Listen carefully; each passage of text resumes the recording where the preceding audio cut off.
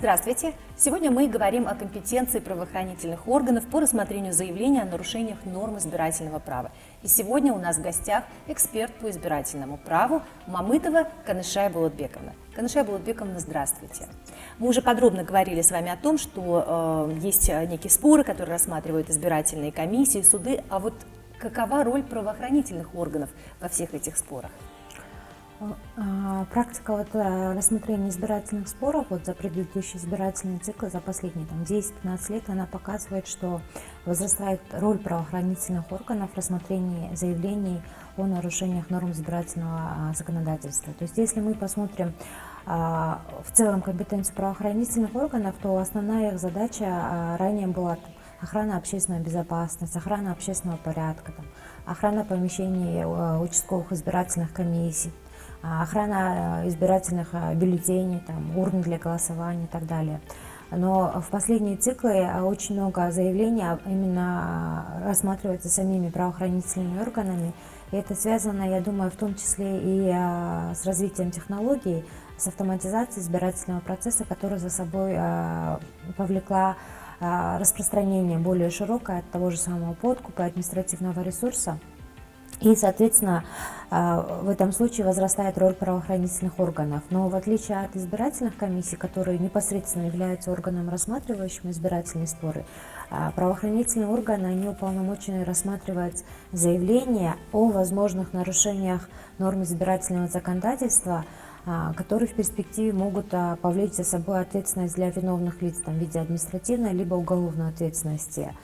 То есть, как мы ранее говорили уже, если избирательные комиссии не выполняют роль некого корректора, допустим, возьмем классический случай, отмена итогов голосования либо признание действительными результатов выборов. То есть в данном случае избирательная комиссия, она в качестве корректирующего органа, в качестве администратора выборов, она приняла решение, которое приводит этот процесс в соответствие с законом. И по результатам рассмотрения этого дела могут быть выявлены лица, которые виновны в этом, то есть, допустим, те же самые кандидаты или политические партии, которые осуществляли подкуп избирателей. И в этом случае, получается, у правоохранительных органов у них другая функция.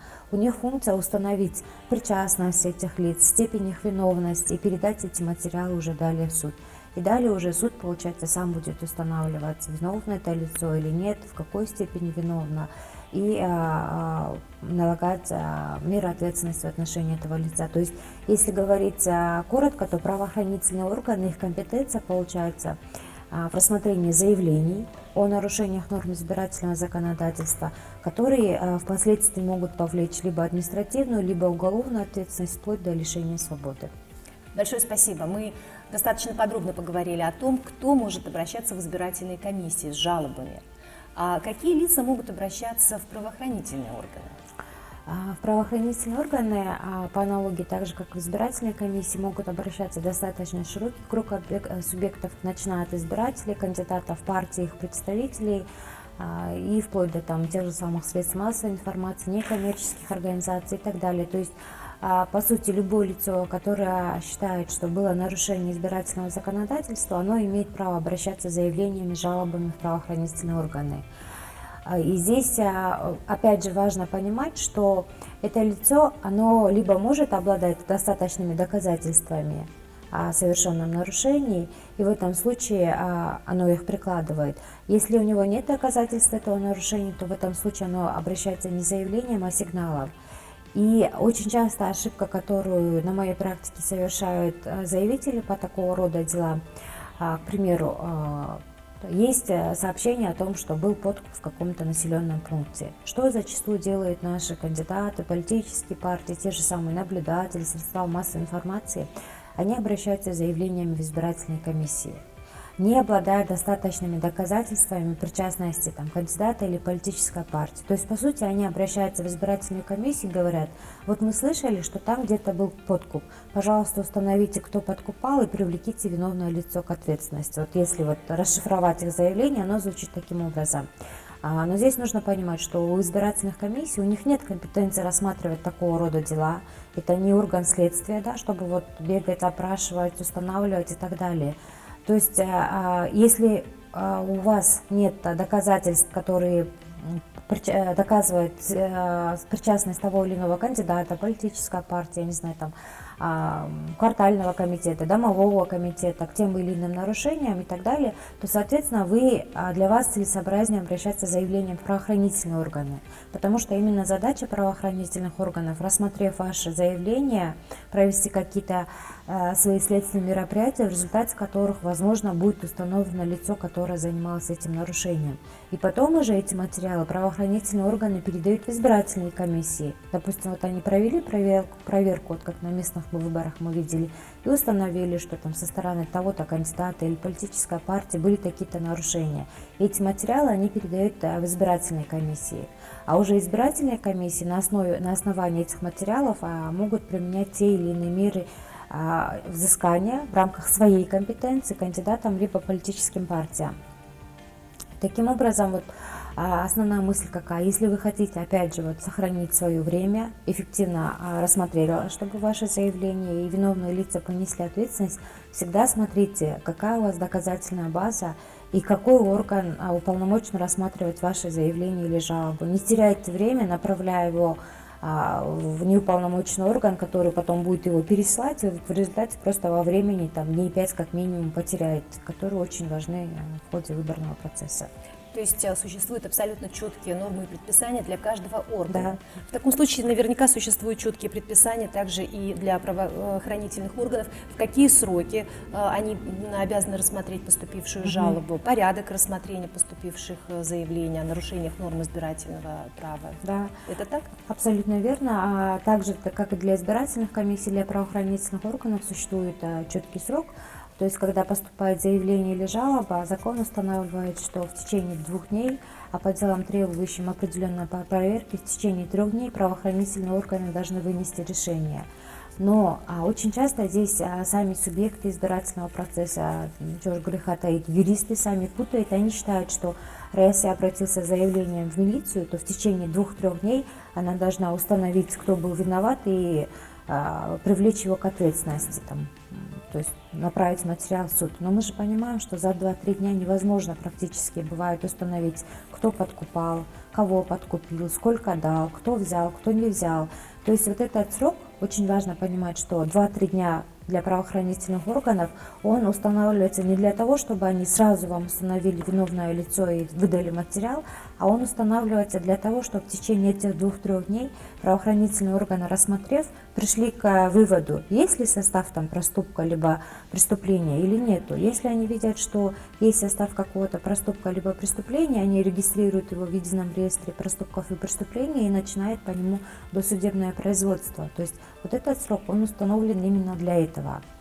При этом по закону, вот после того, как они в течение 2-3 дней приняли решение там, начать дело, либо списать его, копию вот этого принятого решения они немедленно направляют в избирательную комиссию и о принятом решении уведомляют заявителя. То есть это обязательное требование, которое правоохранительные органы должны соблюдать, и вы вправе, как заявители, от них этого требовать.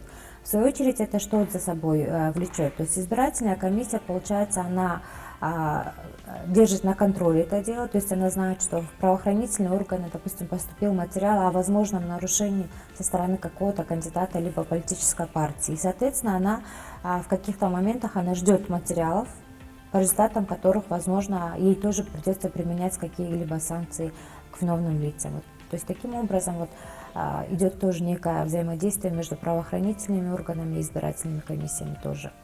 А какова роль прокуратуры во всем этом процессе? То есть мы можем подробно рассмотреть функцию прокуратуры как органа, который тоже принимает, безусловно, участие в рассмотрении вопросов о нарушениях избирательных норм? Да, очень интересный вопрос, потому что вот когда мы смотрим, юристы, вот, любую избирательную кампанию, эксперты обсуждают, мы все время говорим о том, что вот органы внутренних дел не сработали или они наоборот сработали. И практически очень редко мы слышим про органы прокуратуры.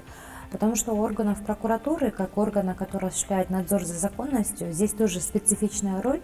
То есть по закону Центральная избирательная комиссия – это независимый государственный орган. Соответственно, органы прокуратуры не вправе вмешиваться в деятельность избирательных комиссий в период выборов.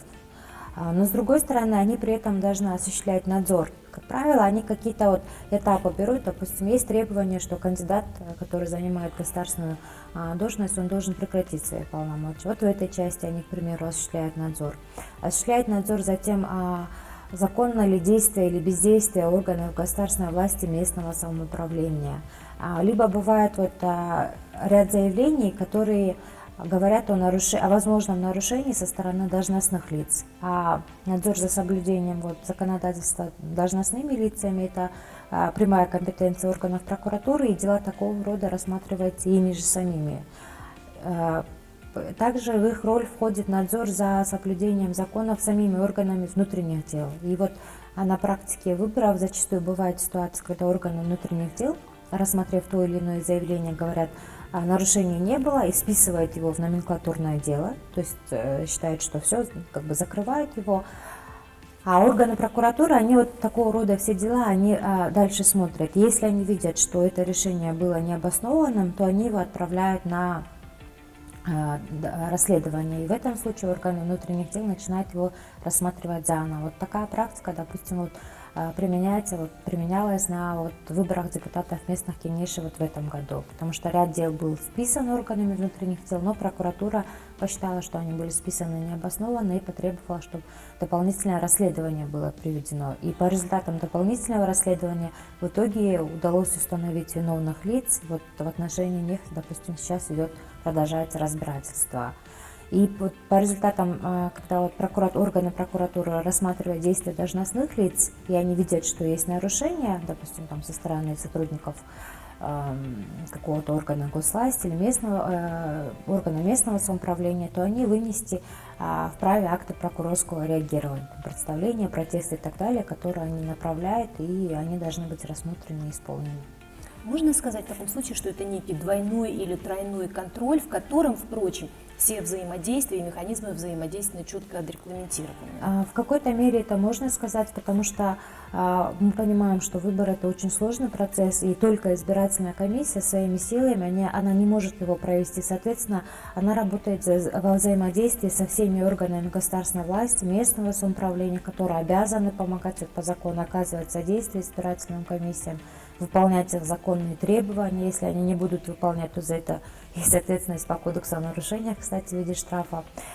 И в том числе и, конечно, органы внутренних дел и органы прокуратуры. То есть это некий, скажем так, большая работа, которую все должны совместно во взаимодействии вести для того, чтобы выборы прошли максимально честно и объективно в соответствии с нормами законодательства. Абсолютно согласна с вами, согласна с такой постановкой ответа на вопрос. Спасибо вам большое. Сегодня мы действительно рассмотрели очень важные вопросы. Я думаю, эти моменты должен знать, во-первых, каждый избиратель. В таком случае, конечно же, мы сможем обеспечить законность и прозрачность выборного процесса. Благодарю вас за сегодняшнюю беседу, Танышай Болотбековна. Спасибо.